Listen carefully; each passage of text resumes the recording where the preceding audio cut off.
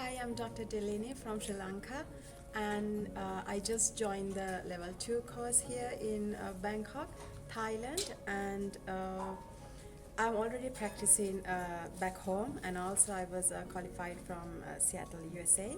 And then I think it is really good for doctors who are interested in practicing aesthetic medicine because it's such an upcoming field. And in this course, you get the knowledge plus the hands-on skills. You have plenty of patients and plenty of doctors. They are to guide you through it, so you can get the best training out there, I believe.